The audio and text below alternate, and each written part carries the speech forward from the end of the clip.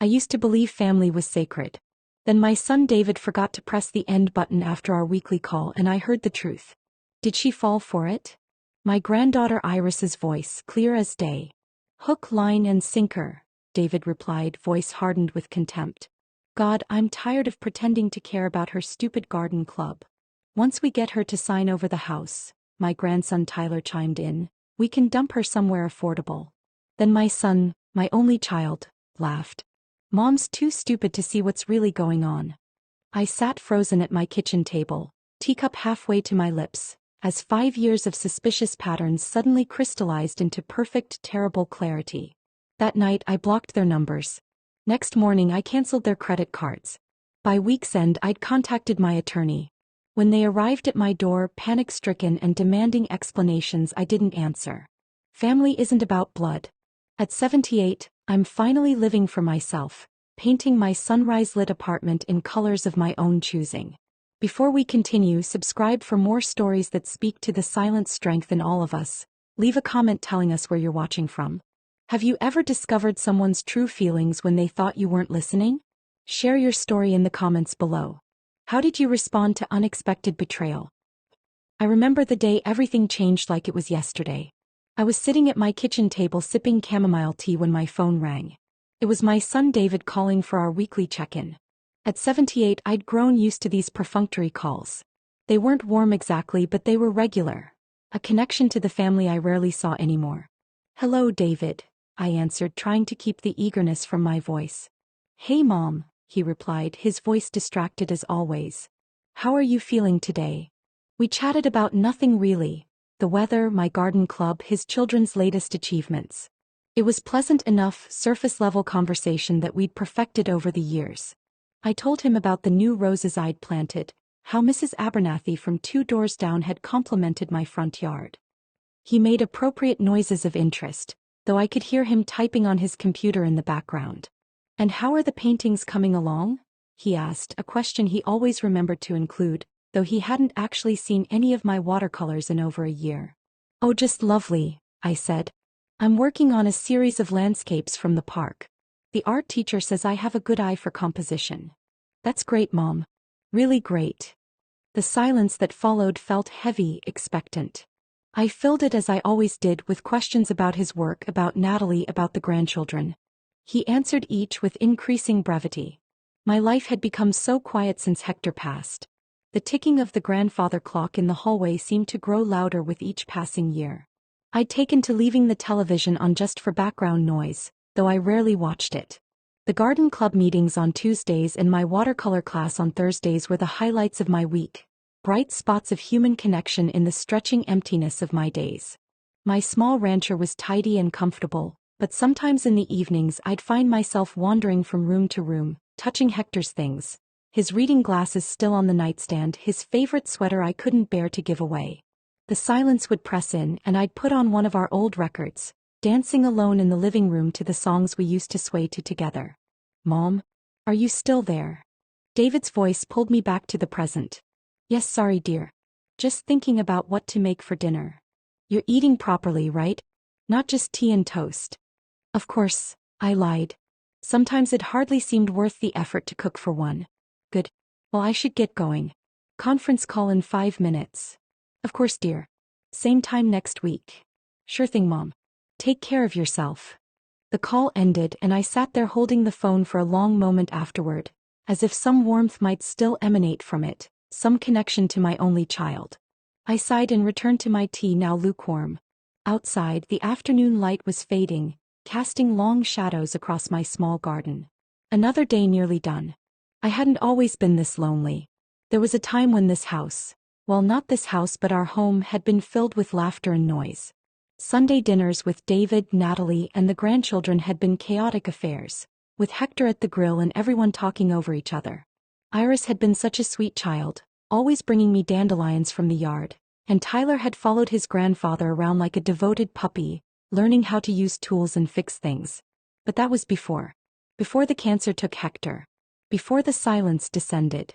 Before my family became voices on a telephone rather than bodies around my table. I rinsed my teacup in the sink and glanced at the calendar on the wall. Garden club tomorrow. Something to look forward to, at least. I'd wear my blue cardigan, the one Zinnia said brought out my eyes. Maybe afterward we'd get lunch at that little cafe on Main Street. My sister was good about checking in on me, though at 83 she had her own health concerns to manage. As I prepared for bed that night, I caught my reflection in the bathroom mirror. When had I gotten so old? The woman looking back at me had Hector's wedding ring on a chain around her neck, silver hair in a neat bob, and eyes that had seen too much loss. I barely recognized myself sometimes. Just you and me now, I whispered to my reflection, a habit I'd developed in the years since Hector's passing. Sometimes talking to myself was the only conversation I had all day. Hector's diagnosis had come like a thunderclap on a clear day. Stage 4 pancreatic cancer. 6 months, maybe a year with treatment. We'd been planning a cruise to Alaska for our 50th wedding anniversary. Instead, we spent those months in and out of hospitals, learning medical terminology that no one should have to know, watching the strongest man I'd ever loved wither away before my eyes. David had been supportive at first, visiting regularly, bringing the grandchildren to cheer up their grandfather. Natalie had organized a meal train with their church group. But as the months dragged on and Hector's condition worsened, their visits became less frequent. The kids have school, they'd explain. Work is crazy right now. I understood. Life goes on even when it feels like yours is standing still. The last few weeks, Hector was barely conscious, the morphine keeping the worst of the pain at bay. I slept in a chair beside his hospital bed, holding his hand, telling him stories about our life together, reminiscing about the day we met at that USO dance in '62, his uniform so crisp, my dress so blue. You were the prettiest girl there, he'd whispered during one of his lucid moments, his voice a shadow of the robust baritone I'd loved. Still are. When he finally slipped away, it was early morning. I was dozing in the chair, still holding his hand. I felt the change before I opened my eyes. Some subtle shift in the universe as his soul departed. The nurse said it was peaceful, that he hadn't suffered at the end. I wanted to believe her. The funeral was well attended. Hector had been beloved in our community. Volunteer firefighter for 30 years, little league coach, deacon at our church. David gave a beautiful eulogy. Natalie handled the reception afterward. The grandchildren, teenagers then, seemed awkward around me, unsure what to say to a grandmother transformed overnight into a widow. We'll check on you every day, Mom, David promised as the last guests departed. You won't be alone in this. For a while he kept that promise. Daily calls became every other day, then twice weekly, then settled into the Sunday afternoon ritual. The Sunday dinners continued for a few months but gradually tapered off. Mom, we're taking the kids to the lake this weekend. Mom, Natalie's parents are in town. Mom, Tyler has a tournament. Valid reasons, all of them. Life goes on. I rattled around in our big 2-story colonial, a house meant for a family, not a solitary old woman. The stairs became increasingly difficult with my arthritic knees. The yard work that Hector had loved became an overwhelming burden.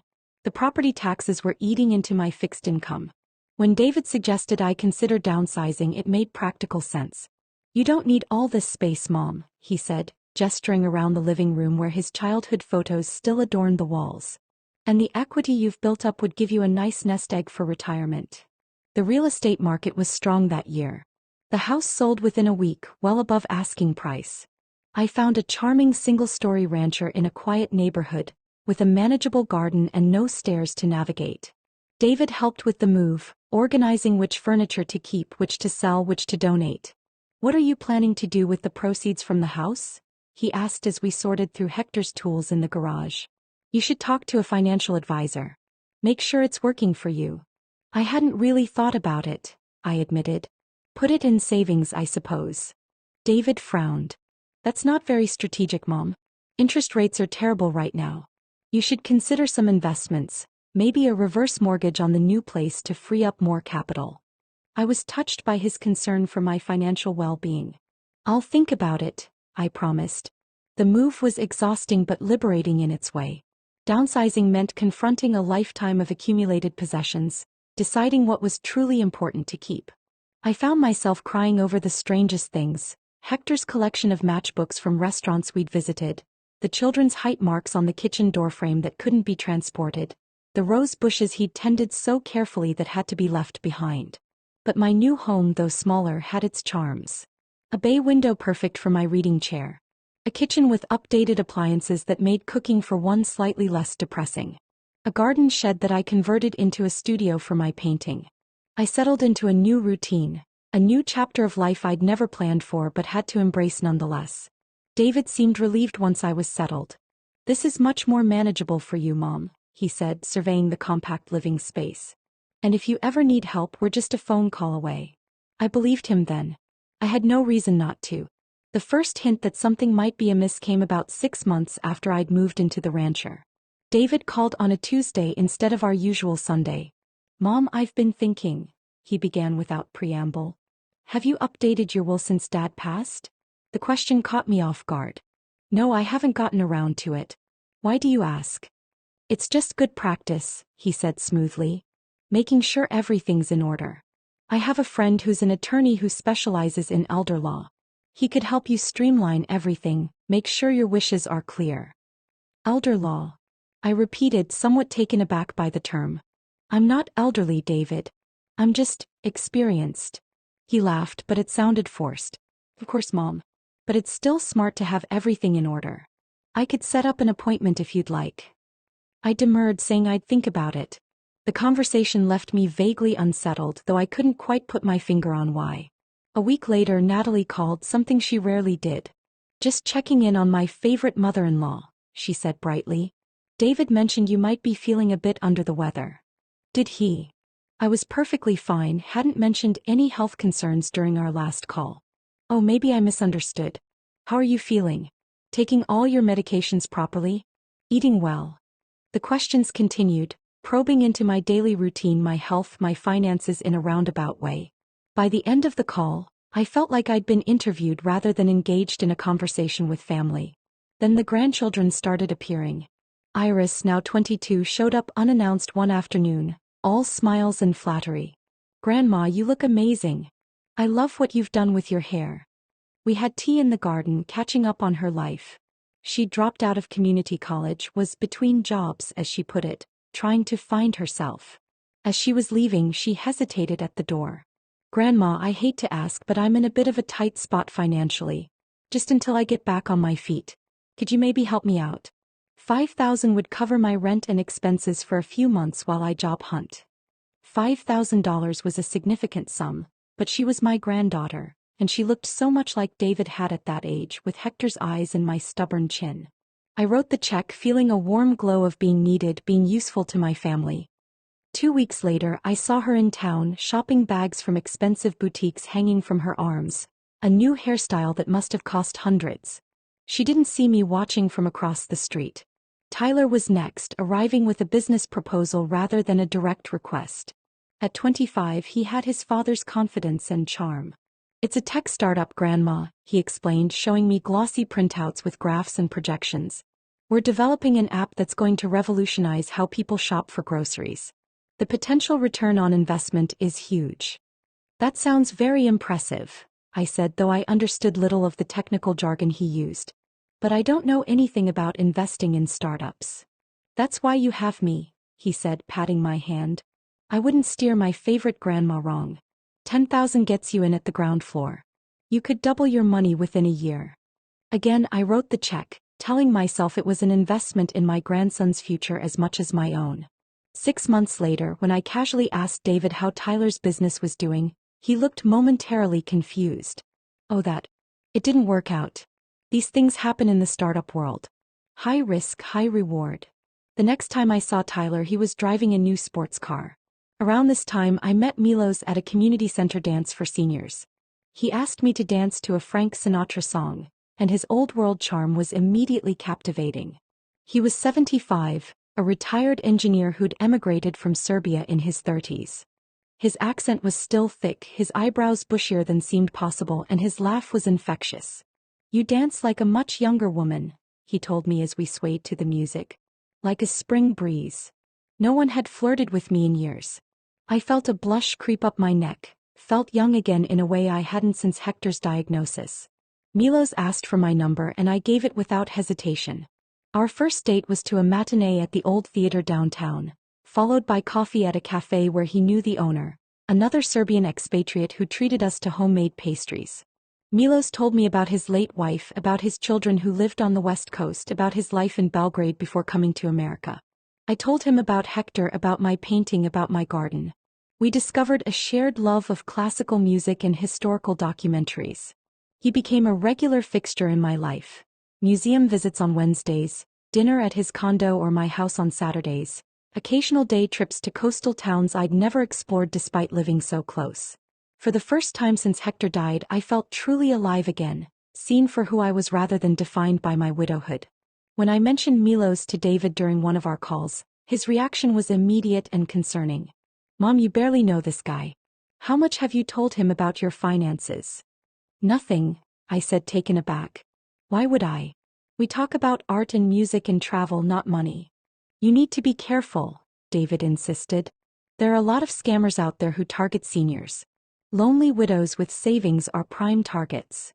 "Milos isn't like that," I protested. "He owns his condo outright, has a good pension from his engineering career.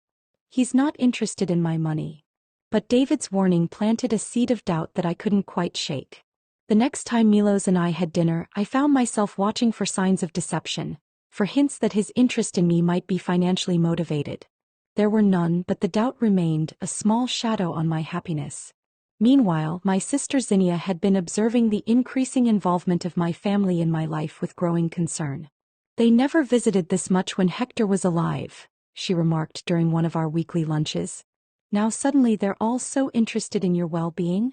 "They're family," I said defensively. "They care about me." Zinnia, 5 years my senior but twice as sharp, gave me a look that said she wasn't convinced.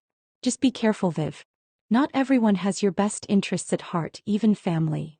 I dismissed her concerns as the natural cynicism of age. But as the months passed, a pattern began to emerge that was increasingly difficult to ignore. David and Natalie's reaction to Milos went from concern to actively hostile. They began dropping by unannounced when they knew he would be visiting, creating awkward situations where he would politely excuse himself. "We just worry about you, Mom," David would say after Milos left. "You don't really know this man. He's kind and respectful. We enjoy each other's company," I insisted. "Men his age are only interested in one thing," Natalie added. "And it's not conversation." I was shocked. I'm 78 years old. I think I'm past being taken advantage of that way. The comments continued, subtle digs about his accent, background, and intentions. David would call whenever Milos and I had plans, suddenly needing urgent help. Natalie would schedule lunches that conflicted with our outings, forcing me to choose. When David finally suggested my relationship with this foreigner disrespected Hector's memory, I broke down. "Your father would want me to be happy," I said through tears. "Dad would want you to be safe," David countered. I chose peace over happiness and ended things with Milos. The hurt in his eyes was unbearable. "They are wrong about me," he said quietly. "But I understand. Family is important. If you change your mind, you know where to find me." With Milos gone, my world contracted to my home, garden club, and increasingly demanding family. The grandchildren's visits always ended with requests. Money for car repairs, graduate school applications, security deposits. I gave what I could, telling myself this was what grandmothers did. Natalie began admiring my possessions during visits. Hector's pearl necklace gift, my mother's silver tea service, our Waterford crystal wedding vase.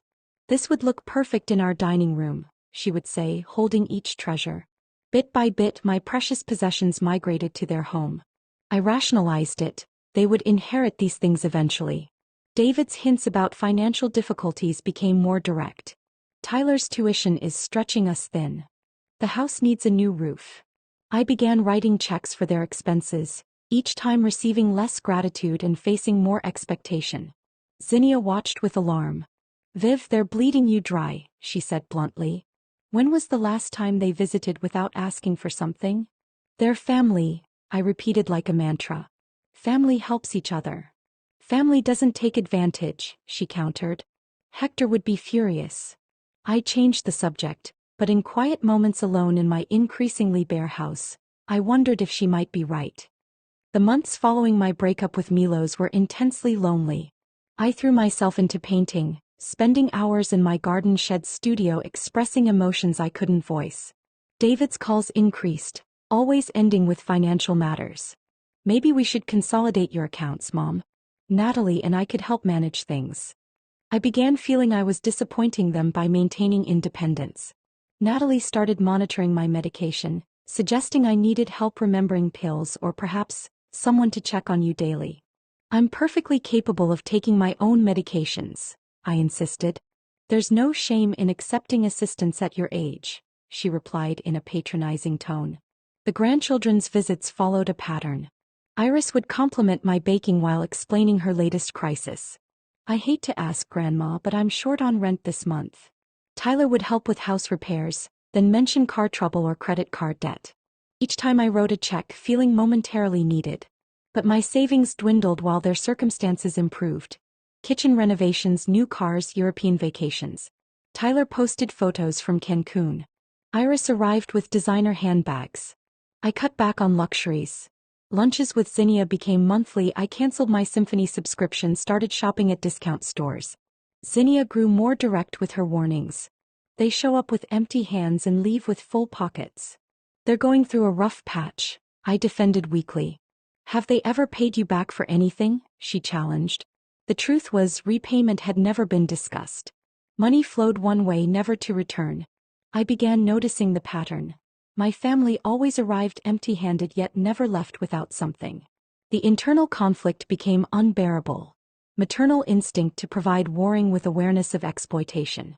I thought of Milos more often, remembering his blunt assessment. You are being, how do you say it, milked like cow. At the time I'd been offended. Now I wondered if he'd simply spoken a truth no one else would. One afternoon I found a photograph of David as a child, proudly holding a fish he'd caught with Hector.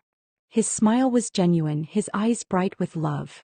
I stared at it, trying to reconcile that joyful boy with the calculating adult he'd become. The constant stress took a physical toll. Weight loss, insomnia, anxiety when the phone rang. You look exhausted, Zinnia said during a rare lunch. This situation is killing you by inches. I don't know what to do, I admitted.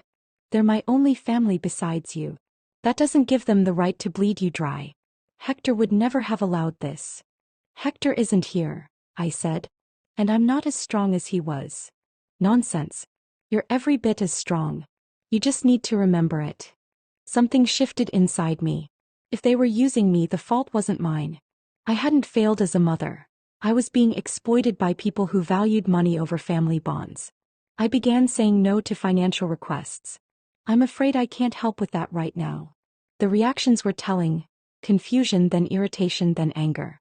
But Grandma, you've always helped before, Iris protested. My circumstances have changed. I need to be careful with my spending. The calls decreased. Visits nearly stopped. David, however, became more persistent. Mom, are you feeling all right? Maybe we should stay a few days, help around the house. I deflected these offers while researching financial protections for seniors and consulting with Zinnia's lawyer friend. I was preparing for whatever would come next, either capitulating to their demands or forcing them to reveal their true intentions. It was a Wednesday afternoon when David called, outside our usual schedule. I was in my studio working on a watercolor landscape when my phone rang. I considered letting it go to voicemail. I was at a crucial point in the painting, trying to capture the exact quality of light through the trees. But years of maternal instinct won out. What if it was an emergency? Hello, David, I answered, trying to keep the wariness from my voice. Hey, Mom, he replied, his tone unusually upbeat. How are you feeling today? We chatted about nothing really. The weather, my garden club, his children's latest achievements. It was pleasant enough, surface-level conversation that we'd perfected over the years. But there was an undercurrent of anticipation in his voice, a barely contained excitement that made me uneasy. Finally, he came to the point. Oh, by the way, Mom, we're planning a special dinner next week for Tyler's birthday. You'll come, won't you? I was surprised by the invitation. It had been months since I'd been included in a family gathering. Of course, I said, genuinely pleased. What can I bring? Just yourself, David said quickly. We're taking care of everything. It's at that new steakhouse downtown, the one Tyler's been wanting to try. That sounds lovely, I said, mentally calculating what I could afford for a gift. My budget was tighter these days, but a birthday was a birthday. Perhaps a nice shirt or a book on that historical period he'd been interested in recently. Oh, and Mom, David added, his voice taking on that particular tone I'd come to recognize. Slightly hesitant, slightly apologetic, the prelude to a financial request. Hate to ask, but could you transfer about $300 to Natalie's account? The caterers need a deposit and we're a bit short this month. I frowned, confused. I thought you said it was at the steakhouse? Right, yes, he said quickly. They have a private room for parties. That's what needs the deposit. It didn't quite make sense. Restaurants typically held reservations with a credit card, not cash deposits, but I let it pass. Of course, Davy, I said using his childhood nickname. I'll send it right now. Thanks, Mom. You're a gem. Love you. Love you too, dear. I heard him move as if to hang up, but the call didn't end. Instead, I heard shuffling, then voices growing clearer, as if he'd put the phone down without ending the call. Did she fall for it? That was Iris's voice, unmistakable, followed by a laugh that sent chills through me. Hook, line, and sinker, David replied, his voice completely different, hard-edged, contemptuous. God, I'm so tired of these calls, pretending to care about her stupid garden club meetings and those pathetic paintings she does. Well, keep it up, Natalie's voice now sharp as glass. The birthday dinner will be perfect. She's been feeling left out lately, so she'll definitely come and bring a gift, probably cash. You know how she is. Tyler chimed in, clueless as always. And we can bring up the reverse mortgage idea again. Dad says with the right pressure she'll cave. Yeah, Dad's smart, Iris agreed. Once we get her to sign over the house, we can move her into assisted living somewhere affordable. The family home is too valuable to waste on her. She doesn't need all that space. I heard David again, his voice businesslike. We just need to be patient a little longer. The retirement account alone will set us all up nicely, not to mention Hector's insurance money she hasn't touched. Should be used for family needs, not sitting in some account. Mom's too stupid to see what's really going on, always has been. Just like Dad said, weak and easily manipulated. I sat frozen at my kitchen table, teacup halfway to my lips, as 5 years of suspicious patterns suddenly crystallized into perfect, terrible clarity. The family I thought I had, the son I'd raised, the grandchildren I'd adored had been playing me for a fool. I was nothing to them but a checkbook, a resource to be drained and discarded. The revelation was like a physical blow, knocking the breath from my lungs. I ended the call with trembling fingers, but their laughter, their cruel words continued echoing in my mind. I sat there as darkness fell, the teacup growing cold in my hands, processing the betrayal, working through stages of grief that felt horribly familiar yet entirely different from when I'd lost Hector. This was a different kind of death. The death of illusions, of the family I thought I had, of the love I'd believed in despite mounting evidence to the contrary. It hurt in ways I hadn't known I could still be hurt, a pain that went beyond the physical into some realm of pure emotional anguish. What had I done to deserve such contempt? Had I been a terrible mother, a disappointing grandmother? Or was this simply who they were, who they had always been beneath the veneer of familial affection? The questions swirled in my mind as night deepened around me, as the house grew quiet save for the ticking of the grandfather clock in the hallway. Hector's clock, the one thing I'd insisted on bringing from our old home, the steady heartbeat of our life together. What would Hector do in this situation? The question came unbidden, but with it came a sense of clarity. Hector would not allow himself to be used this way. Hector would protect what we'd built together, would ensure that our life's work wasn't squandered by those who didn't appreciate its value, not just monetary value, but the value of the love and sacrifice it represented. As the first light of dawn filtered through the kitchen window, I knew what I had to do. Financial elder abuse often goes unreported because victims feel ashamed or afraid of losing family connections. If this story resonates with you, visit www.wayrourglass.org for resources on protecting yourself or loved ones from exploitation. What would you do in Vivian's position? I spent that night in a state of suspended animation, barely moving from my kitchen chair as darkness fell and then gradually gave way to the gray light of dawn. The betrayal felt physical, a weight pressing on my chest, making it difficult to breathe.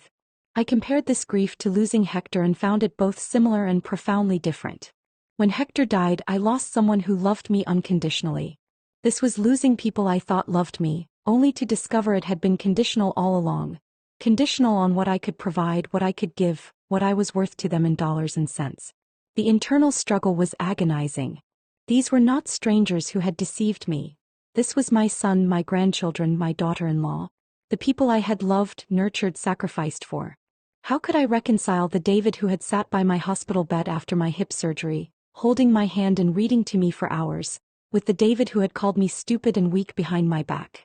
How could I square the memory of Iris as a little girl, bringing me dandelion bouquets and handmade cards, with the young woman who laughed at the thought of manipulating her grandmother? Part of me wanted to confront them immediately, to call David back and demand an explanation, to ask how they could treat me with such callous disregard. But another part, perhaps wiser, knew that confrontation would only lead to denials, to gaslighting, to being told I had misheard or misunderstood. No, this required a different approach. This required strategy, not emotion. This required me to be stronger than I had been in years. As the sun rose fully, casting long shadows across my kitchen floor, I made my decision. I would protect myself, my resources, my dignity. I would not allow them to take anything more from me. Not my money, not my home, not my self-respect. The first call I made was to Zinnia. Despite the early hour, she answered on the second ring, her voice alert. My sister had always been an early riser. Viv, is everything all right? No, I said simply, and then the words poured out of me. Everything I'd overheard, every cruel comment, every calculated plan to separate me from my assets. As I spoke, my voice grew steadier, my resolve stronger. Naming the betrayal aloud somehow diminished its power over me. Zinnia was silent for a long moment after I finished. Then, I'm coming over. Don't do anything until I get there. She arrived within the hour, bringing coffee and her trademark no-nonsense attitude. At 83, my sister was still a force of nature, her white hair cut in a stylish bob, her posture military straight despite the arthritis that plagued her on rainy days. I should have listened to you, I said, tears finally flowing as she enveloped me in a fierce hug. You saw it all along. Doesn't matter now, she said briskly, setting down her purse and the cardboard tray of coffee cups. What matters is what we do next. We sat at my kitchen table, the same table where I'd received the devastating phone call, and made a plan. Zinnia had always been the practical one, the strategist to my dreamer. Now her clarity of thought was exactly what I needed. First things first, she said, pulling out a notepad and pen from her purse. We need to protect your assets immediately. What access does David have to your accounts? I explained about the shared access I'd given him to monitor my accounts, the credit cards where I'd made them authorized users, the joint checking account we'd set up for emergencies. Zinnia made notes, her handwriting as precise as ever. All of that needs to be changed today. Right now if possible. But what will I tell them? I asked, still caught in the web of familial obligation, still worried about hurting their feelings despite everything. Nothing yet, Zinnia said firmly. We secure your finances first, then decide how to handle the confrontation. Viv, she said, taking my hands in hers, her blue eyes, so like mine, so like our mother's, holding my gaze steadily. Your kindness isn't weakness. It's their loss, not yours. We're going to fix this together. Her confidence in me was like a lifeline thrown to a drowning woman. I clung to it, drawing strength from her certainty when my own was in tatters. Okay, I said, squaring my shoulders. Tell me what to do. The next few days passed in a blur of activity. First, I called my bank and canceled all the shared access I'd given David to monitor my accounts. The customer service representative was helpful but concerned. Mrs. Harmon, are you sure you want to remove your son from all these accounts? He's been authorized for quite some time. I'm quite sure, I said firmly. In fact, I'd like to open entirely new accounts and transfer my funds there. And I'd like to change all my passwords and security questions. Next, I called the credit card companies where I'd made them authorized users and revoked their privileges. One representative asked if there had been fraudulent charges I wanted to report. No, I said after a moment's consideration. Not fraudulent exactly. Just unauthorized in spirit if not in letter. I blocked their numbers on my phone, changed my email password and made an appointment with my own attorney, not David's friend who specialized in elder law, but Janet Kowalski, a sharp-minded woman in her 50s who had handled Zinnia's affairs for years. Financial exploitation of seniors is unfortunately common. Janet told me during our consultation, her expression sympathetic but professional. Even more so when it's family members doing the exploiting. They have access, they have trust, and they often have a sense of entitlement to the senior's assets. What can I do to protect myself? I asked. Quite a lot actually, she replied, pulling out a legal pad. We'll start by creating a revocable trust for your assets with clear provisions for your care. We'll update your will, removing David as executor and naming someone you trust implicitly, perhaps your sister. We'll set up a financial power of attorney and healthcare directive naming someone other than your son. And we'll document this conversation and the reasons for these changes, in case there's ever a challenge to your competency. The implication was clear. David might claim I was mentally incompetent when he discovered he'd been cut off. The thought was both infuriating and deeply sad. That my own son would question my sanity rather than acknowledge his own wrongdoing spoke volumes about how far our relationship had deteriorated. When the day of Tyler's birthday dinner arrived, I wasn't there.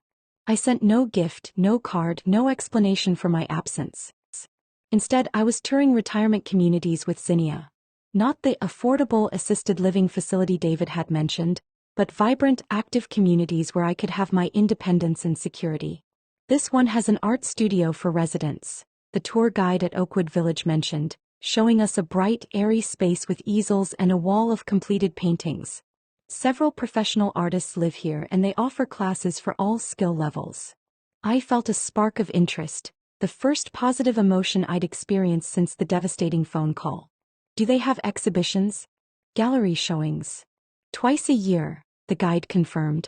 And they partner with the community college for special workshops. Many residents find they have more time to pursue their artistic passions here. By the end of the day, I had put down a deposit on a one-bedroom apartment with a small den that could serve as a studio. The community had 24-hour security, a dining room for when I didn't feel like cooking, transportation to medical appointments and shopping, and most importantly, a sense of community that had been lacking in my life since Hector died. Are you sure about this? Zinnia asked as we drove home. It's a big change. I'm sure, I said, feeling more certain with each passing mile. I need a fresh start, somewhere they can't find me easily, somewhere I can build a new life. The emergency call started that night. First David, then Natalie, then even Tyler and Iris. Voicemails, text messages, emails, all pleading confusion, claiming misunderstanding. When I didn't respond, they started showing up at my house, knocking on my door at all hours. I stayed with Zinnia until the moving van came. We hired a security service to oversee the packing and moving, just in case David or the others tried to interfere. They didn't, but David's car drove slowly past Zinnia's house several times during my stay, a silent reminder that this wasn't over. I called a realtor about selling my house on my terms. Once it sold, I put the money into the carefully structured trusts Janet had set up, with clear provisions for my care and specific instructions about who could and could not access the funds. The hardest part was changing my phone number, my email address, essentially disappearing from the life I had known. But it was necessary. As Janet had explained, sometimes the only way to stop financial exploitation is to remove yourself completely from the exploiter's reach. I left no forwarding address, no way for them to find me easily. It felt extreme, but after hearing their true feelings, their true intentions, I knew it was the only way to protect myself both financially and emotionally. The day I moved into Oakwood Village was bittersweet. Zinnia helped me arrange my furniture, hang my paintings, set up my new studio space. The apartment was smaller than my house but perfectly adequate for my needs. The east-facing windows in the living room would be perfect for morning painting sessions. You'll be happy here, Zinnia said as we shared a cup of tea on my new balcony, overlooking a well-tended garden where residents were working among the flower beds. I can feel it. I think so too, I said and meant it. For the first time in years, I felt a sense of possibility, of a future that belonged to me alone, not defined by what others wanted from me or expected of me. That night, alone in my new home, I cried for what I had lost. Not the money or possessions, but the illusion of family, the belief that I was loved for who I was rather than what I could provide. It was a necessary grieving, a letting go of what had never really existed except in my hopeful imagination. But as I unpacked my painting supplies, setting up my easel by the east-facing window where the morning light would be perfect, I felt something else growing alongside the grief. A quiet determination, a sense of reclaiming my life on my own terms. I was 78 years old, but I wasn't finished yet. Not by a long shot. My new apartment in the retirement village faces east, perfect for morning painting sessions. The light streams in through the large windows, illuminating my easel and the canvas I'm working on. A landscape of the garden visible from my balcony, the colors vibrant and alive in a way my earlier work never quite achieved. It's been 6 months since I disappeared from my old life, 6 months of rebuilding, of healing, of discovering who I am when I'm not defined by my relationships to others. Not as Hector's wife, not as David's mother, not as Iris and Tyler's grandmother, but simply as myself, Vivian Harmon, artist, gardener, survivor. The transition wasn't easy. There were nights I lay awake, questioning my decision, wondering if I had overreacted, if there might have been some innocent explanation for what I'd overheard. But those moments became less frequent as I settled into my new life, as I built new routines, new friendships, new purposes. I've reconnected with Milos, who, as it happens, takes a dance class here 3 times a week. Our reunion was awkward at first. Me full of apologies for ending things so abruptly, him gracious but wary. But gradually we've rebuilt our connection, stronger now for having weathered a separation. We're taking things slowly, enjoying each other's company without pressure or expectations. He makes me laugh, challenges my thinking, appreciates my art in a way few others ever have. You paint like someone who has seen both beauty and pain, he told me once, studying a landscape I'd just completed. There is honesty in your brushstrokes. I've made new friends too. Margaret, a retired English professor who leads the book club. Carlos, a widower who tends the community garden and shares his vegetables with anyone who expresses interest. Elaine, a former ballet dancer who now teaches gentle yoga to residents. They know nothing of my past, of the betrayal that led me here. To them, I'm just Vivian, the new resident with the talent for watercolors and a fondness for Earl Grey tea. The financial protections I put in place have proven necessary. David found me eventually. Of course he did, he's my son, he knows my habits, my preferences. He showed up at Oakwood Village one afternoon, charm turned up to maximum, a bouquet of lilies, my favorite, he remembered that at least, in hand. Mom, he said when I met him in the community center rather than inviting him to my apartment. We've been so worried. Why did you disappear like that? Why won't you return our calls? I looked at my son, my only child, the baby I had nursed and nurtured, the boy I had taught to ride a bike and tie his shoes, the man I had helped through college and his first apartment, and felt a complex mixture of love and wariness. I think you know why, David, I said quietly. I don't, he insisted, his expression a perfect mask of confusion and concern. We've been frantic. Natalie's been beside herself. The kids keep asking when they'll see their grandma again. You forgot to hang up the phone, I said simply. After you asked me for money for Tyler's birthday dinner. I heard everything, you, Natalie, the kids. I heard what you really think of me, what you've been planning. His face went through a remarkable series of transformations. Shock, denial, calculation, and finally a kind of resigned acknowledgement. Mom, you misunderstood. We were just. Please don't, I interrupted, my voice steady despite the pain lancing through my heart. Don't insult my intelligence by lying to me now. I heard you call me stupid and weak. I heard your plans for my house, my retirement account, Hector's insurance money. I heard it all, David. He was silent for a long moment, his hands fidgeting with the cellophane around the lilies. We're family, he said finally, as if that explained everything, excused everything. Yes, we are, I agreed. Which is why it hurt so much to hear how you really feel about me. Family should be about love, respect, support, not exploitation. We do love you, he protested, but it sounded hollow even to my ears, a reflexive defense rather than a heartfelt declaration. Perhaps, I conceded. But not enough to treat me with dignity, with basic human respect. Not enough to see me as a person rather than a resource. What do you want from me, Mom? He asked, an edge of frustration creeping into his voice. An apology? Fine, I'm sorry. We all are. Now can we move past this? Come home. We miss you. I am home, I said, gesturing to the community center around us, the garden visible through the large windows. This is where I live now. As for what I want from you, nothing, David. I don't want or need anything from you. The shock on his face was almost comical. The idea that I might not need him, might not be desperate for his attention and approval, had clearly never occurred to him. You can't be serious, he said. You're just going to cut us off? Your own family. I'm not cutting you off, I clarified. I'm establishing boundaries. If you want a relationship with me, it will be on new terms. Terms that include mutual respect and honesty. No more financial requests. No more manipulation. No more treating me like I'm incompetent or stupid. And if we don't agree to these terms, he challenged, a hint of the hardness I'd heard in his voice during that fateful phone call showing through the veneer of concern. Then we don't have a relationship, I said simply. It's your choice. He left without resolving anything, the lilies abandoned on the table between us. I haven't heard from him directly since, though Natalie called once, her voice syrupy with false concern, asking if I was getting the help I need. Tyler sent a text suggesting we talk about what's really going on. Iris left a voicemail full of tears and recriminations about how I'd abandoned the family. I didn't respond to any of them. The ball is in their court now. If they want a genuine relationship based on love rather than financial gain, they know where to find me. I'm not holding my breath, but I've left the door open a crack just in case. Sometimes I think about them, David and his family, wonder if they ever truly loved me or if I was always just a resource to be managed, a checkbook with a heartbeat. I hope the grandchildren might someday become better people than their parents, might recognize the emptiness of a life built on taking rather than giving. But I don't wait by the phone anymore.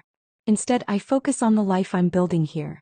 I've joined a more serious art group, even sold a few paintings at the community's biannual exhibition. I've started volunteering at the local elementary school, teaching art to third graders who approach their canvases with unself-conscious joy. I've made friends who value me for my company, my conversation, my perspective, not for what I can give them materially. Family isn't about blood, I've learned. It's about respect, love without conditions or price tags. Zinnia visits weekly, bringing gossip and pastries from the bakery I love. Milos and I have dinner every Saturday, taking turns cooking or trying new restaurants in town. Carlos brings me tomatoes from the garden. Margaret loans me books she thinks I'll enjoy. Elaine has convinced me to try yoga despite my arthritic knees. This is my family now. Chosen rather than born into, built on mutual care rather than obligation or exploitation. It's not what I expected at this stage of life, not the future I planned when Hector and I sat on our porch discussing retirement, watching David play with his children on our lawn. But it's a good life, a life with dignity and purpose. At 78, I'm finally living for myself, painting my days in colors of my own choosing. The canvas of my remaining years is mine to fill, no longer a background for others' desires, but a work of art in its own right, vibrant with possibility, rich with hard-won wisdom. Each morning as the sun rises and light floods my east-facing windows, I set up my easel, select my brushes and begin again. Stroke by stroke, choice by choice, I reclaim my life, my worth, my joy. And in that act of creation I find a freedom I never knew was possible. The freedom to be fully, unapologetically myself. It's never too late to start over. What new beginning are you contemplating? Subscribe to our YouTube channel for more inspiring stories of resilience and transformation. If Vivian's journey touched you, please share this story with someone who might need to hear its message of hope and self-reclamation.